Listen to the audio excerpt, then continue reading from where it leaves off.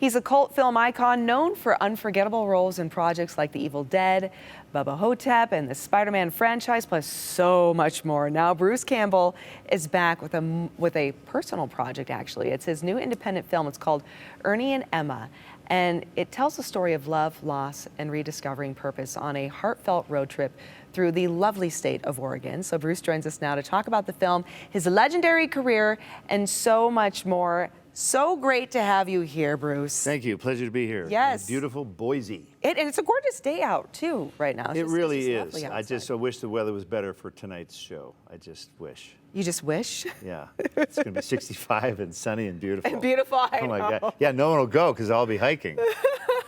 No, we're not going to miss the chance, though, Not to tonight. see Ernie and No, Emma. Yeah. no. Okay, so as mentioned, you're in town here promoting that film. But before we really get into the roots of Ernie and Emma, your new project, I really want to talk about you in particular. Reason being, Idaho, there's a lot of budding filmmakers here in our community. And your story, I believe, really is inspirational, and it gives hope to a lot of people who want to make a career in the entertainment industry. So I want to go all the way back. I hope they get excited because they should get excited. Movies now are easier to make than they were in 1979. Agreed. Yes. 1979, you had to go to a company that rented a camera. And they'd go, hey, where's your insurance? And you go, insurance, yeah, insurance. And they go, and who's going to use this expensive Airflex machine? Yes. Yes. And it was a very difficult process. Now, you can outfit yourself as a filmmaker, I'm pretty sure, for about $5,000. Camera, lights, you know, even the lights in the studio are shrinking. They're all this big now. A little handheld, little microphones, little cute everything now. You can go make your movie. And if you can pull that off, the first Evil Dead was the first time we ever were able to make a movie. There's no director's cut for Evil Dead. There's one edit because it was made independently. Nobody came in to re-edit the movie. And as a filmmaker, if you really want to do your stuff, you got to figure out a way to get around the system because it's the golden rule. The guy with the gold makes the rules. Yep. Right? So if you make a deal with Paramount Studios, don't be surprised that Paramount will treat you how they treat you. It's their money. So here's how we watch our money. And here's how we spend our money. There's strings attached. Yeah, Yes. and here's how we're going to return your money maybe later. You know what I mean? If it goes well. Yes. If it goes ridiculous. I don't even think Star Wars is in profit yet, according to 20th Century Fox. So it's a lot of extra effort, but you can, and look at the state that you're in here in Idaho. This is one of, aside from Oregon, this is one of the most beautiful states on the planet. The entire middle section of the state is a massive wilderness. Yes. Just gorgeous. And so it's underexposed. Yeah. Get out there. If you have no money, how about Hell's Canyon behind you? Yes. Oh, what did that cost? Epically. $8 to get there and gas. Sorry, Yes. $10 to get there and gas. Yes, don't forget inflation. Yes. But, you know, that's what we did. The movie we're showing, Ernie and Emma, is kind of a road trip. And so we could say to ourselves, because we made it ourselves, it should be shot in Oregon. It's an Oregon story. When is the best time in Oregon to shoot the movie? June. Yeah. Normally, if Paramount had made this movie, we'd be shooting in Costa Rica in January because that's what worked for their models. Yes. You know, and they can slot this in here. Yep. So as a result, my only concern about showing this movie tonight is that everyone will want to move to the state of Oregon because of how beautiful it is. It is gorgeous. But yes. the point is that you can make a cool movie exactly how you want to make it. It doesn't have to be expensive. You don't have to have expensive cars and clothes, and you can use no-name actors. There was no actor in the first Evil Dead movie that anybody knew. Yes, and Bruce Campbell. Who the hell is Bruce Campbell? Nobody. Well, we know him now. Well, yes. yeah. But I want to go back to that really quick, Bruce, because I feel that these are lessons that you kind of knew at an early age. I mean, correct me if I'm wrong, though, right? Like, you grew up in Michigan, you were exposed to entertainment because your dad had a theater company or something, right? That's right. My dad liked theater. Yes, and then you did Super 8 movies because you were interested in film at a young age. Yeah. But then you have a relationship with Sam Raimi, Yeah. which you knew in high school. So, and then you guys cut Evil Dead as a 30-minute piece, is that correct? Well, yeah, I mean, that was the first movie that was completely it was, for us, hands off all the way through. It's our poster. We cut the trailer for it. There's no other version of the movie. And we didn't know how easy we had it then. The second movie we make was with a studio. We went over budget. They re-edited the entire movie. I got kicked out of the lead. Oh, really? You're not the lead. This other guy's going to be the lead. And it was such a slap in the face from the previous time. Yes. They changed the name of the movie. I mean, this film wasn't released. It escaped. It's called Crime Wave to this day. You'll never find it. You'll never find it. I'm like, what are you talking Thank about? God. Okay. Thank God. Coen Brothers wrote that movie. Oh, seriously? Yeah, we thought, okay, let's not make a horror movie. Let's make something with fun and romance and a dance number, and it just got away. It just fell away. So we thought, oh no, we're doomed. But so that really made us go, how do we crawl back into the womb? I've been trying to crawl back into the womb since 1982 to be able to look around on the set and go, there's no approvals. Yeah. There's no approvals. If I wanted to change a word in a TV show, like a little button, a little zinger at the end of the scene, they would have to make a phone call. Yes. And talk to the writer and go, hey, Campbell wants to add, yeah, so's your mother. Yeah. Is that okay? And you go, and you have to wait. oh, why do we have to do that? And then you do another take. Yeah, why do we have to like, do that? Why can't you just have fun? Create art. Just create it. Do it. Okay, so I need to paint a picture, though, for those who may know just a portion of Bruce Campbell and not like the whole catalog, right? I mean, you have a very illustrious career, right? So from Evil Dead, which you and Sam, you guys created, what has become an icon. There's two more coming.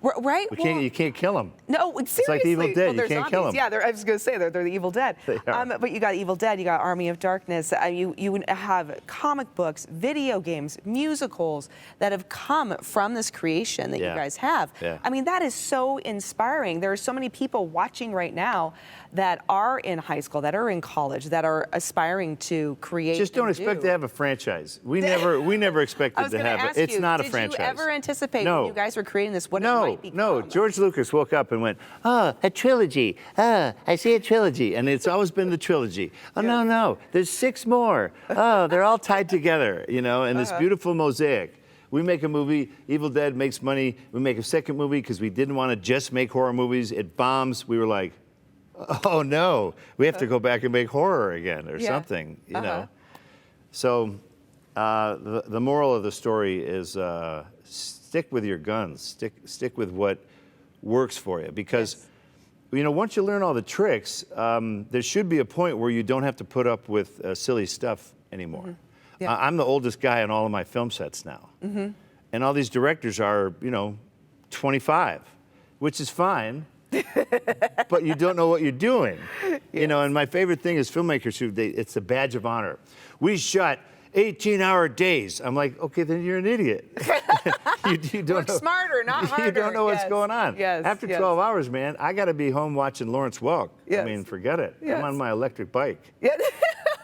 Okay, so Evil Dead, right? I mean, your career blows up. You've done stuff for Disney. You're in Sky High. Xena the Princess Warrior. Who am I holding here? This is that's Autolycus, the King of Thieves. Haven't changed a bit. It's like looking in a mirror. He is the King of Thieves. He was on Hercules and Xena, and it's so funny. We were talking backstage here, and someone was like, I mentioned this, and they were like, well, what's that? What's that? This in its day, this was an iconic TV show. Yes. Xena was huge. Yeah. It was a spin-off of Hercules, the show that I started on. Yes. Hey, TV was fun. I've had a lot of fun on TV. People were sort of trying to push me away from TV that you do movies. There's movie actors and there's TV actors. There was a time in Hollywood where it was this line of demarcation, right? Like you were film or you were TV. You never blended both. Now all the good stuff is TV. Yes. All the good stuff is TV. Yes. My first TV was Knots Landing. I remember Knots Landing. It was so, I grew up watching that with my mother. So poorly lit. Sorry, camera people. There's 3 shadows on everything, and they would zoom up to a window while you heard the dialogue talking.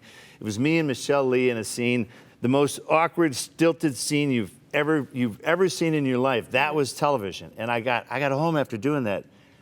My wife looks at me. She goes, "You're prettier than I am." I'm like, "Yeah." You just see how much makeup. The makeup guy looked at me and he goes, you know, you'll look much more intelligent if we pluck between your eyebrows.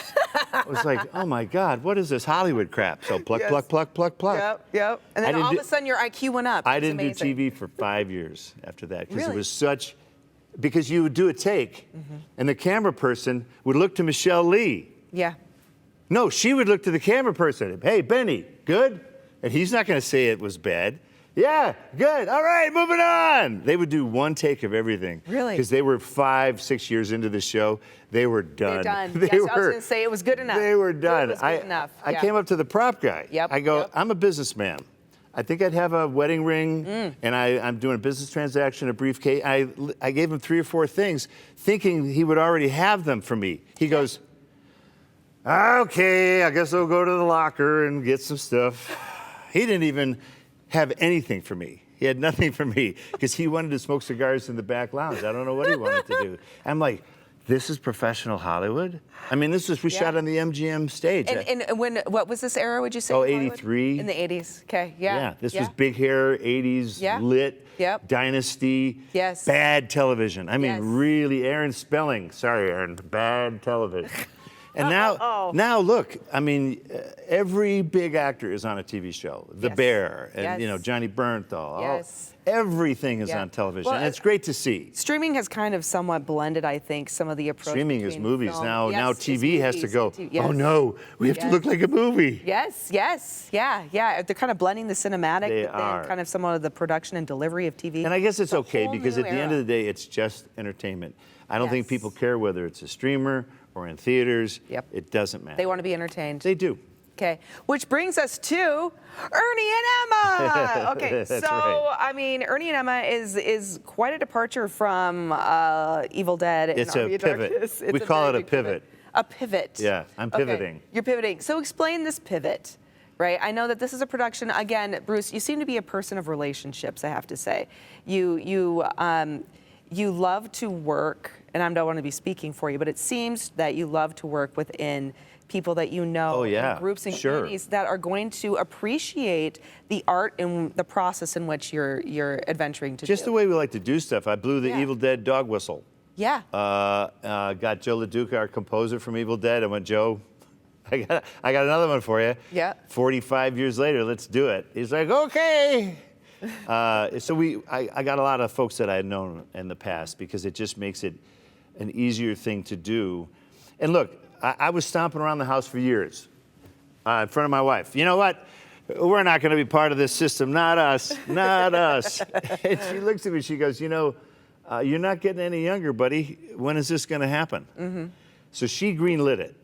Cool. She's like, okay, let's do this. Let's make this movie. So Ernie and Emma it's an adult themed movie. It's actually R-rated for violence, and I love the wording, and some drug use. Some drug. Not a lot of drug use. Just a little bit. Some On drug occasional. use. Like he had a cocktail. It's not he a has problem. some drugs. It's occasional. Okay. I like telling adult stories. I really do. My dad was a broken down old ad guy in Detroit. Mm-hmm. He was 50s, 60s, 70s ad guy, hard charging ad guy, lost the account, got fired.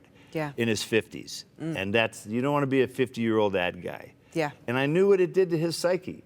And I also know what it's like to be a something guy. I'm the Evil Dead guy. I know what that feels like. Yeah, to be labeled. To be labeled that. I've done a movie in Paris called La Patinoire. I've made a French film, but no, I'm the Evil Dead guy. You're Ash Williams. I'm Ash Williams. You know, and that's okay. I've learned that it's perfectly fine too. But so that's kind of the roots of it.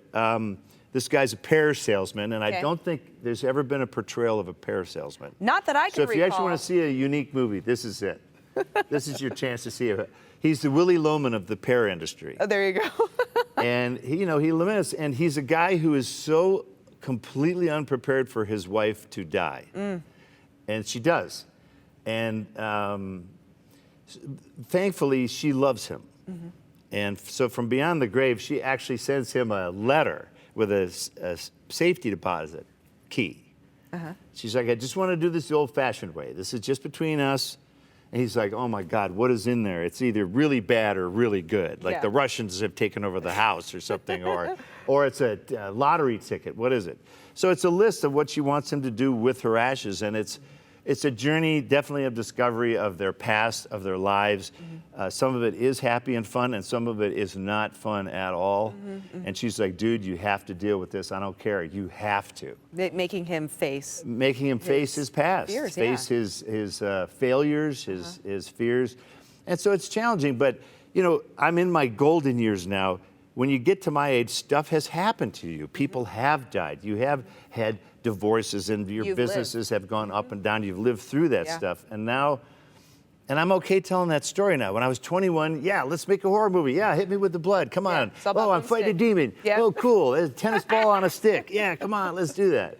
But my interests have just changed. So this is like a Disney movie. You're still fighting demons. They're just real I am ones. fighting demons. And there's plenty of ash in the movie. Yeah, there you go. See? Technically. But it's like a Disney movie with swearing, drugs, alcohol, and infidelity. But just a little bit of drugs. Some drugs. Some drugs. There you go. Yeah, some. So, yeah, and I felt like I was ready for it. I never really did the weepy stuff too much. Yeah. Because I either did really silly stuff or horror stuff. But then I did a couple Hallmark movies.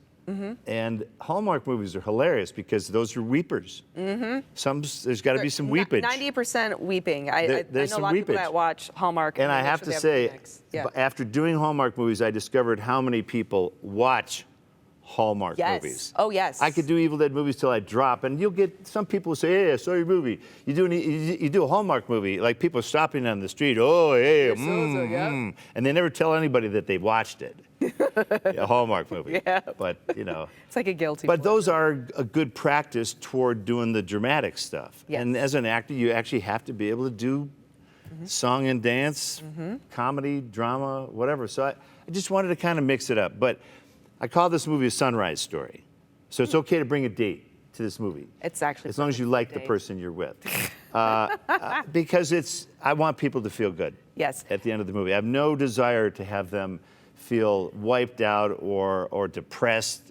You know, none of that. I don't want to feel that way. It's actually all the feels. And honestly, I mean, obviously you wrote, produced, directed, and starred in this. So clearly you are the perfect person for this role. But truly, though, for the storytelling itself, though, Bruce, I mean, because you take us through all the emotions and you do it in a way, though, like you said, that is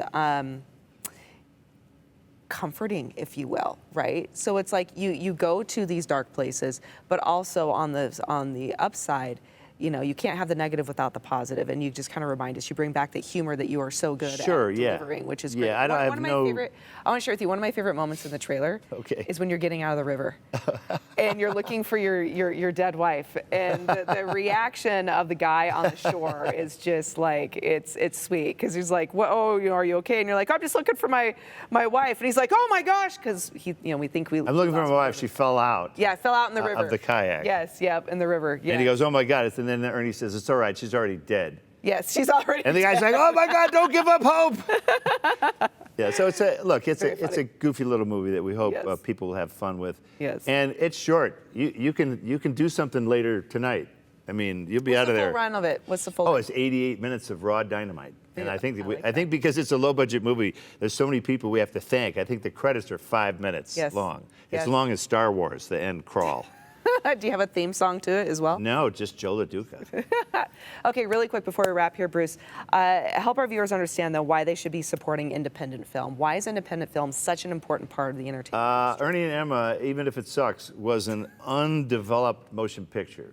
There were no teams of people giving notes about what should make it funnier, more heartfelt. Maybe this bad guy shouldn't say that line. Maybe the good guy should do this instead. This is from an independent filmmaker's vision, and you need to have that. Someone needs to run the show in the artistic world. Someone needs to be at the core of it, and everybody else needs to run support. That's how I look at it anyway. Because what happens is then if you make a movie for these groups or a studio, then you have to show your movie to people, to unemployed people at a mall, and they tell you what they want to change in your movie.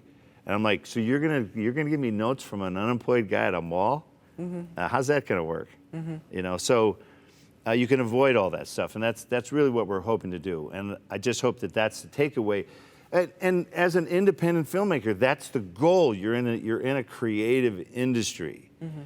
it's not a share industry. That's not how I look at it. Just because you're working for someone else who put up the money, they want you to listen to all of their people. And some of them are very smart people, but some of them you go, how'd you get this job? You know? Yes. And so if you can struggle and get your movie made independently, look, I drove here, folks. I drove from the beautiful state of Oregon to this state to show the movie in a DCP. You can carry these around in your pocket now. Yes. The old days, you had 2 film cans that would throw your shoulders out trying to carry them up to the projectionist. Yes. And they would rip and tear, and it was awful. So a filmmaker is so clean now, and you hand this little disc drive to them, and it's pure and digital and beautiful. There's a lot of opportunity to preserve the art in the whole process of filmmaking. And right? use the technology Yes. to make your old-fashioned story or whatever. Yes. You know? No, You can make a beautiful. Western in Idaho. One Oh, guy, yeah, you could. one guy in a crappy Western suit and a hat, go to the Hell's Canyon. You're welcome. You're welcome. There you go. I was lost from the Oregon Trail. I got lost. And so it's Jedediah Smith's story. Come on. You're welcome. You're welcome, Idaho. Writing it for everybody right now, Bruce. Okay, so where do we go tonight to see it? It's going to be at the beautiful Egyptian Theater. I Yes. believe the show is 7:30. I'm going to come out, do a little snarky intro. We show the movie, and then afterward, take a break. You can get a little beverage, do whatever you want, and then I'll come back out. Okay. And we will do a spirited Q&A session where there will be money and insults doled out Beautiful. in equal portions. I hope I get the money line, not the insult. I don't know. Maybe I want to No, be you want insulted both. by you. You really want both. Do I want both? Okay. It depends on your question. If you ask Okay. a silly question. I do have a silly question for Yeah. you right now. Have you had finger steaks yet? Because this is not your first visit to Idaho. But what is a finger steak? I know it sounds So like it should no. be an Army of Darkness, but it's not. No. It's an Idaho delicacy. It's so. It sounds like it's not even a steak. No, it was a steak, and then it's cut up into like finger slices and deep fried, breaded and deep fried, and it's delicious. It's It sounds basically so steak healthy. you can eat with So your fingers. healthy. It's not. So it's like, it literally is like getting fries. Yeah, it's like chicken fingers, but it's made with steak. Mm-hmm. That's Man, what we do here. I know where I'm going State. for lunch. I'm going for the steak finger shack. West Side Drive-In is where you need to go. And then you got to get an ice cream potato. That's also a signature A item. what? Ice cream potato. What does that even mean? It's a roll of ice cream rolled in cocoa powder, and it looks like a potato. And then they stuff it with like whipped cream. You So it's like Idaho sour people, cream. you think Oregonians are weird? Come on. That's just weird. No, it's good. You got to try I bet it's okay, I Don't will. knock it till you try it. Okay, Bruce. it's a coconut. What's it called? Okay, so ice cream potato. It's basically a log of vanilla ice cream rolled in cocoa powder to look like a potato, and then they slice it, and then you put like some whipped cream on there. Right? You know what I'm that talking sounds about? like to me? That sounds like a Red lot Star of. Laughing. Sounds like a lot of man hours. It's a little tedious. Have you? but it's You have tasty. obviously had them. Yes, all of it. And if you're like, I would say a native Idahoan, you probably have your own finger steak recipe. It's Meaning what that you put on legit. it, the How dips? you make it. Some people use certain cuts of steak. Some people use like. I use rice flour. It works real good. You roll it right up in there, and I don't use I've had that other oil. conversations like I don't that, use Bruce. those seed oils. That'll kill you. No, it just doesn't make it as crispy. That's what happens. Okay, I'll go home. I'll make them. I'll do them. Everybody, Bruce Campbell, make sure you check him out. Steak And again, fingers. Finger steaks. Oh, sorry. Yes, finger steaks. Oh my God. Awesome. Thank you. That was fantastic. He knows what finger steaks are. Only problem is he would steal them. Yes, he would. You're so awesome. Thank you. Thank you. Thank you. Thank you. Do you mind if on my